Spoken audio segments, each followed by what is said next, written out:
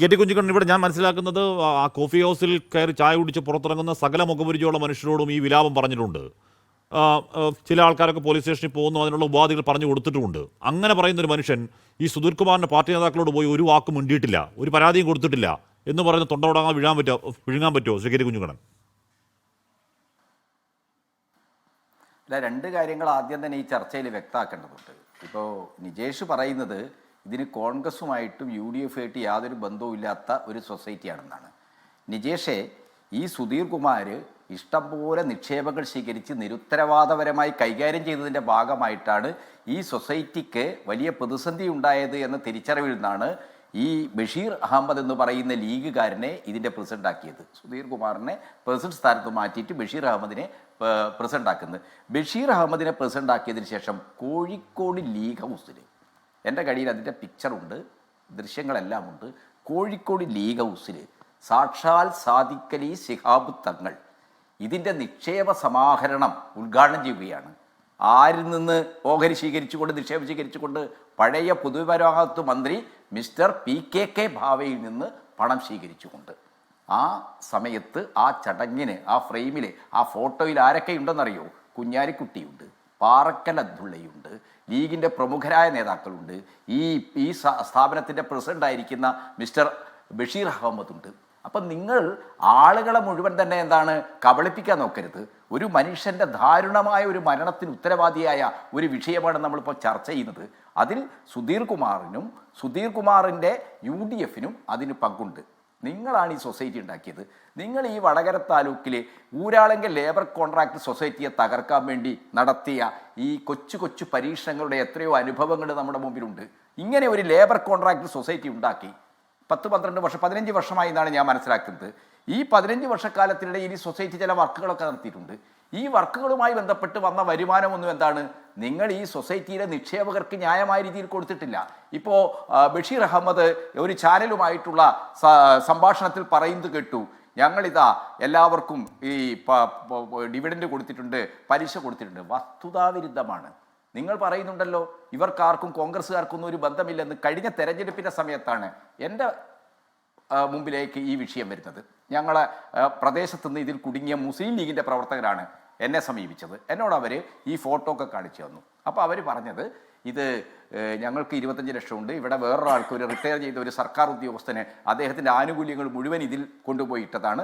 അതിൻ്റെ ഒക്കെ ഇടനിലക്കാരായി പ്രവർത്തിച്ചത് ആ പ്രദേശത്തെ കോൺഗ്രസ്സുകാരും ലീഗുകാരുമാണ്. ഇത് ക്യാൻവാസ് ചെയ്ത് ഇതിനു വേണ്ടി ലോബിങ് നടത്തിയത് അവർ വഴിയാണ് സുധീർ കുമാറും ഈ അഹമ്മദ് ബഷീറും ഇത്രയും പണം തട്ടിയെടുത്തത്. അപ്പോൾ ആ തെരഞ്ഞെടുപ്പിൻ്റെ സമയമായതുകൊണ്ട് ഞാൻ അവരോട് പറഞ്ഞു, ഇപ്പോൾ പാറക്കൽ അബ്ദുള്ളയെക്കുള്ള ഒരാൾ അവിടെ സ്ഥാനാർത്ഥിയാണ് കുറ്റ്യാടി നിയോജക മണ്ഡലത്തിൽ.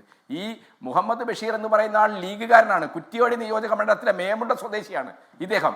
ആ സമയത്ത് ഇങ്ങനെ ഒരു പ്രശ്നം ഞങ്ങൾ ഉയർത്തിയാൽ അത് തെരഞ്ഞെടുപ്പിലെ ഒരു രാഷ്ട്രീയ പ്രചരണമായിട്ട് തെറ്റിദ്ധരിക്കും. അതുകൊണ്ട് നിങ്ങൾ പോയിട്ട് SP പരാതി കൊടുക്കുക.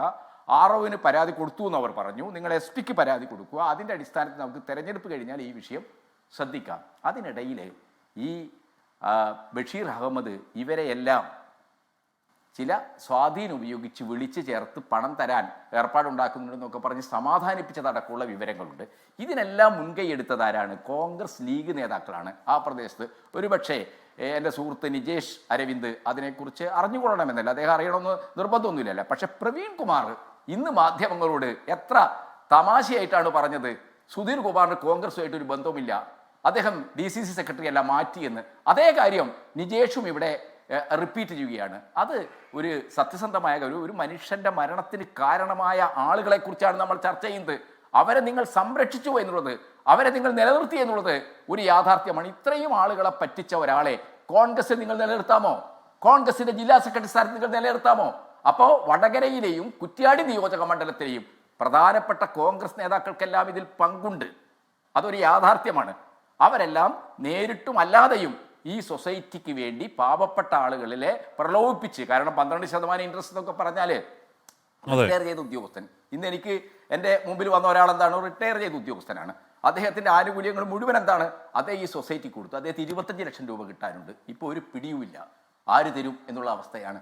അപ്പോൾ ഇതേപോലെ ഈ ഇബ്രാഹിം ഹാജിയുടെ തന്നെ നിസ്സഹായതയിലേക്ക് അദ്ദേഹത്തെ പോലെ തന്നെ ഒരു ദുർവിധിയെ കാത്തു കഴിയുകയാണ് ഇതിലെ നിക്ഷേപകരായ പാവപ്പെട്ട മനുഷ്യരെ. ഇവരാരും സമ്പന്നരല്ല, കഷ്ടപ്പെട്ടുണ്ടാക്കിയ പണമാണ്.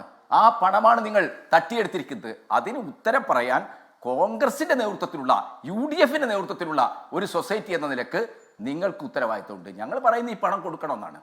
പണം കൊടുക്കാതെ വിടില്ല. നിജേഷേ, ഇതിന്റെ ഇരകൾ DCC ഓഫീസിലേക്ക് വരും. നിങ്ങൾ ഇതുവരെ അറിഞ്ഞില്ല, ഞങ്ങൾക്ക് പരാതി കിട്ടുന്നില്ല പറയുന്നത്. പരാതിയായിട്ടല്ല, മുഷ്ടി ചുരുട്ടിക്കൊണ്ട് നിങ്ങളോട് പറയും, ഇബ്രാഹിം ഹാജിയുടെ കൊലപാതകത്തിന് നിങ്ങൾ ഉത്തരം പറയണം. ഞങ്ങൾക്ക് തരാനുള്ള പണം നിങ്ങളുടെ പാർട്ടി ഉണ്ടാക്കിയ സൊസൈറ്റിയാണ് തട്ടിയെടുത്തത്, നിങ്ങളതിന് ഉത്തരം പറയണം എന്ന് പറഞ്ഞുകൊണ്ട് DCC ഓഫീസിലേക്ക് വരും. നിങ്ങളെ ഭീഷണിപ്പെടുത്താനല്ല, നിങ്ങളുമായിട്ട് ഏതെങ്കിലും രീതിയിലുള്ള ഏറ്റുമുട്ടൽ ഉണ്ടാക്കാനല്ല, ഞങ്ങളുടെ എത്തപ്പെട്ട ജീവിതം മുഴുവൻ അധ്വാനിച്ചുണ്ടാക്കിയ തങ്ങളുടെ പിൽക്കാല തലമുറകൾക്ക് ജീവിക്കാൻ എന്തെങ്കിലും നൽകണമെന്ന് ചിന്തിച്ച് പണമുണ്ടാക്കി വെച്ച മനുഷ്യരാണ് നിങ്ങളുടെ മുമ്പിലേക്ക് വരുന്നത്. അവർ നിങ്ങളുടെ മുമ്പിലേക്ക് വരും. നാളെ അതാണ് സംഭവിക്കാൻ പോകുന്നത്.